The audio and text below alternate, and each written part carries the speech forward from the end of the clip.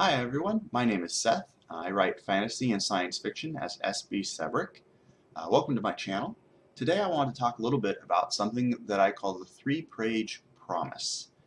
That is the welcome mat that you put out in the first 3 pages of your book and how that is going to influence reader expectations on the novel as a whole.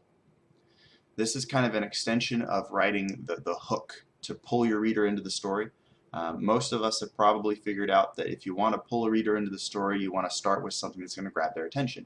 It could be a controversial opening statement. It could be a cool, vividly described scene.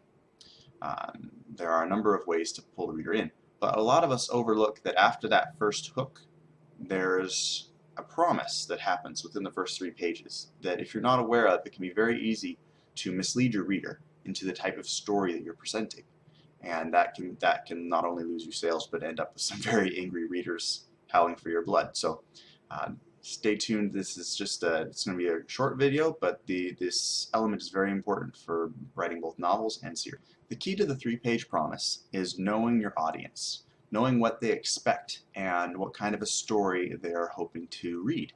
So those first 3 pages are a promise that the core challenges and difficulties that you're presenting in the first 3 pages is going to be the underlying or primary theme or conflict that you're going to resolve by the end of the novel, and possibly by the end of the series. For example, in my book Unseen Secrets, which is a high fantasy tale of an underdog without magical abilities who needs to survive in a world where everyone else has magic, Kevon needs to learn how to grow up, how to survive, how to create a home for himself in this very alien world where everyone around him can control the elements at will and he cannot.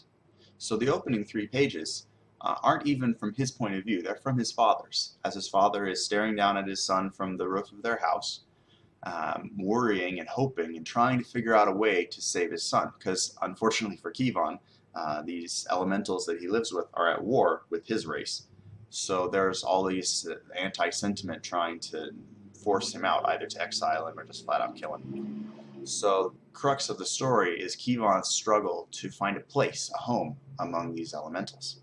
And that's a theme that the reader will find throughout all 3 books of the trilogy, is Kevon struggling to find a home, a place to belong, in a world that he's very alien. Now, if I had gone with something else, with a different opening scene where he was getting a fight in an alley, or he was sitting in school trying to solve an equation in a book, that wouldn't capture the elements that are going to be consistent throughout all 3 books.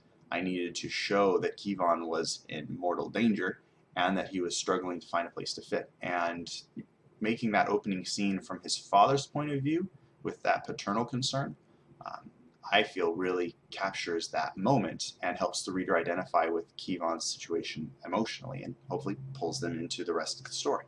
So that's something you want to keep in mind for those first 3 pages. If the first 3 pages are about Sally Sunshine and how she feels like she doesn't fit in anywhere, then the main arc of your story needs to be her trying and failing and eventually trying and succeeding to fit in. The main conflict of your story needs to be the resolution of the conflict that you start the story with.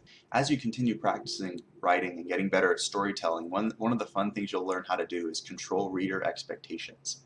This is one of the things that George R. Martin does very well. I stumbled across a YouTube segment from one of his shows of the Game of Thrones, and not to give you any spoilers or anything, I'll keep it all very generic.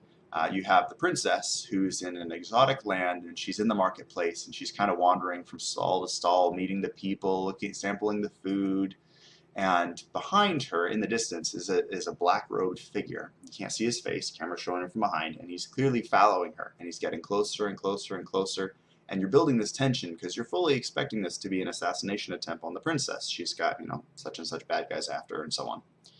And the princess, as this assassin is getting closer, kneels down in front of this little girl who looks like she doesn't have a home. And the little girl offers her this pretty little rock as a gift.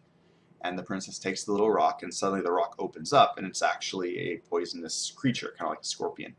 And she drops the rock, and the scorpion's just about to jump at the princess, and this knife comes out of nowhere and pins the creature to to the wharf. She's on a dock, so the floor is wood.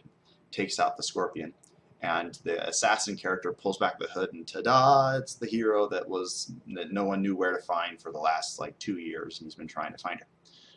But the elements that George used in that scene, with the dark assassin coming up to the princess who's helping out the little girl, set this expectation on the reader, in the reader's mind. There was going to be an assassination attempt, and the expectation was met, because there was an assassination attempt, but it was from the little girl who was actually a witch. So when you can learn to control those expectations and invert them on the reader, that's where readers get that aha moment, and that's how you can maintain their attentions and really keep pulling them through the story. So that's just a little bit about the 3-page promise and a little bit about controlling reader expectations. I hope something I shared here kind of sparked with you, maybe gave you a story idea or helped you get over issues you might have been having with how to start your story. Feel free to leave any questions or comments down below. Don't forget to subscribe, and I hope to see you in the next video. Take care. Have a great day.